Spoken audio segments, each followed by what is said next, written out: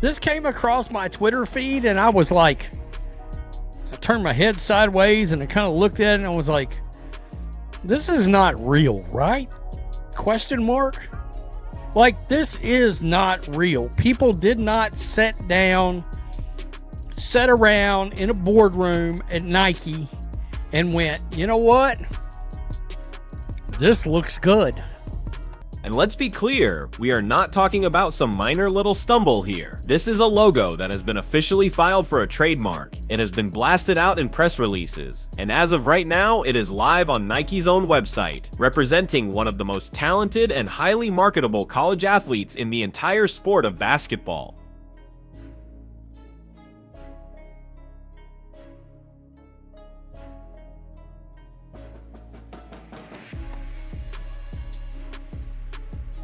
To actually get to the point of release. So, you know, I got to snooping and I'm like, well, wait a minute. This damn thing has been around for a while. It was a press release I found, and I was like, not only is this real, but they're holding to this?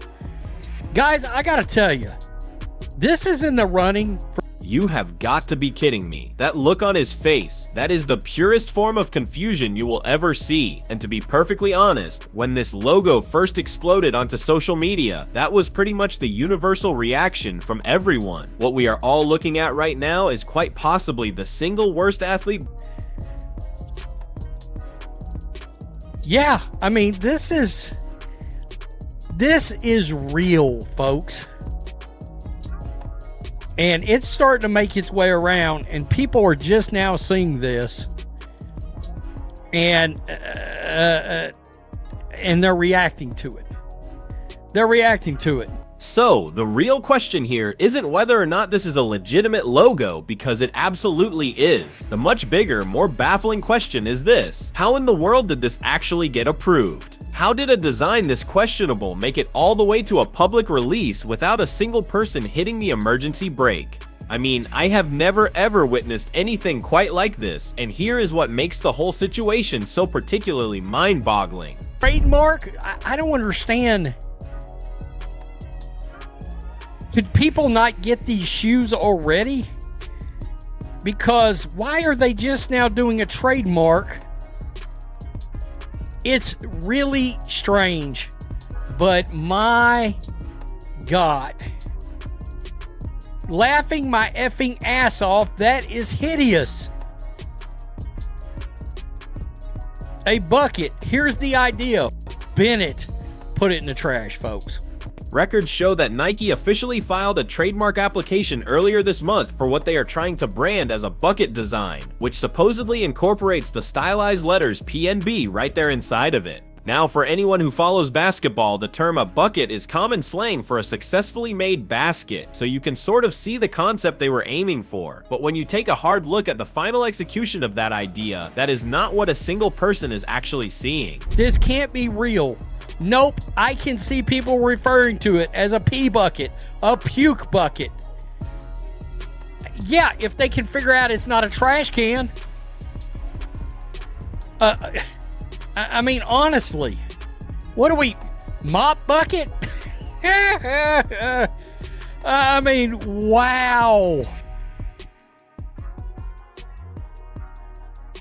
That 100% takes the title of the worst women's basketball logo. Holy shit, it's bad. Poop bucket, penis bucket. This is so bad. Shouldn't it be a net instead of a mop bucket? That's what I thought. And you can bet the internet's response was as swift as it was absolutely merciless. People are flooding social media calling it everything from a trash can to a mop bucket to a pee bucket.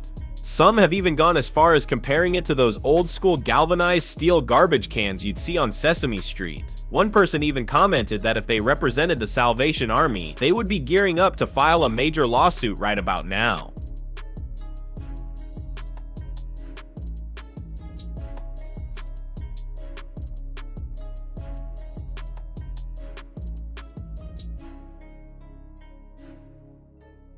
A garbage bin. I mean, wow. Weird logo. Paige Bueckers branded stuff would slap, but I absolutely hate this logo. Yikes, keep that in the draft folder. No. No. Throw it away, burn it. Act like it never happened.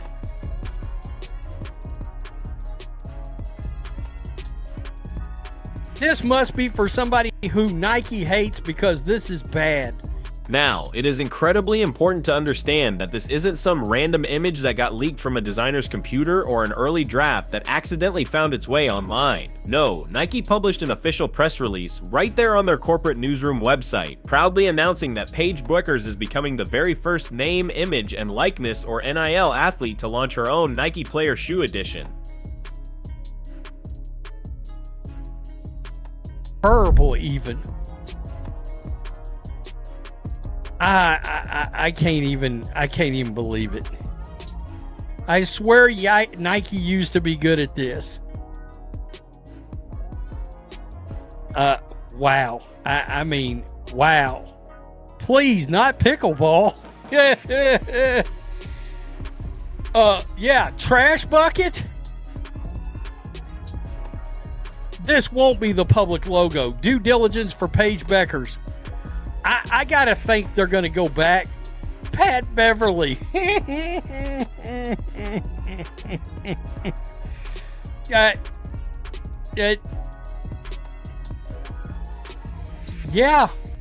bro. It looks real.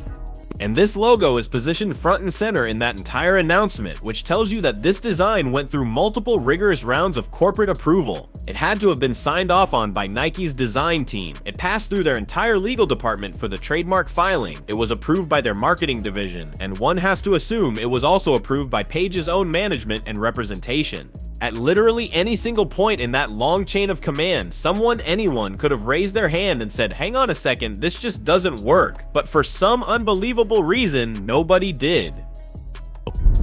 Is that the worst logo you've ever seen?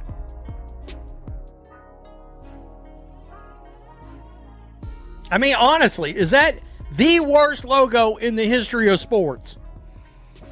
I think it's in the running. To be honest with you, I can't think of one that, look, I give Angel all kinds of shit. I do. You guys know, hey, when Angel does something dumb, I call her out on it. Angel's logo is 1,000,000 times better than this. A gazillion times better than this. Caitlin Clark's logo, forget about it. I mean, it's shit. That's some Michelangelo created Caitlin Clark's logo compared to whatever that is. Wow. If I'm Paige Bueckers, I'm firing everybody. Everybody.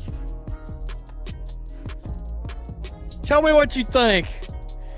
Wow, lesbians everywhere gonna be mad as hell. Peace. I'm out.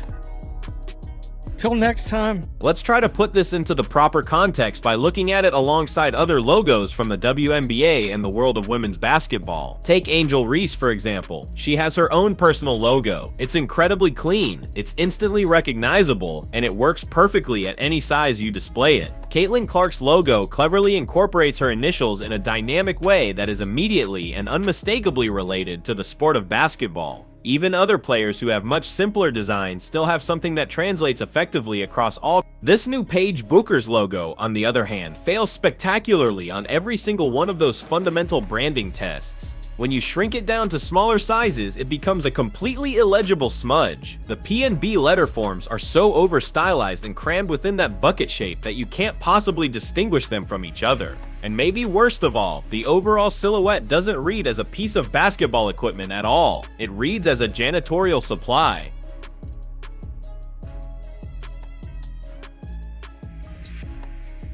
That's exactly what I was thinking. The reaction across all social media platforms has been nothing short of relentless, and it's not slowing down. The comments range from things like, "This must be a logo for somebody Nike actively hates," to a more direct, "Keep that in the draft folder and just pretend it never ever happened." One person stated that Michael Jordan's iconic Jumpman logo accomplishes all of this flawlessly. It is a legendary symbol, it's perfectly scalable, and it is absolutely unmistakable. Even much newer logos, like the one for Giannis Antetokounmpo, work so well because they are designed to be clean, distinctive, and purposeful. This Paige Bueckers bucket logo unfortunately fails to meet every single one of those essential criteria. And here's the really crucial part of this whole story. These comments aren't coming from internet trolls who are just looking for an excuse to hate on Paige Bueckers. The vast majority of this feedback is coming from people who are genuine fans, people who truly admire her as a player and are just completely and utterly confused as to why a brand as massive as Nike would saddle her with a design this disastrous. Because let's be very clear about something, this isn't just a case of bad branding for Nike, this actively and directly hurts Paige's own marketability.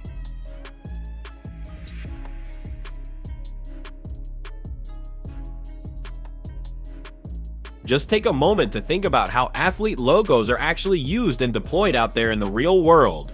They get slapped onto shoes, they are featured on all sorts of apparel, they become profile pictures and social media graphics, they are used in broadcast packages during games, they are blown up on arena signage, and they are central to promotional materials. A great logo needs to be versatile enough it looks completely real.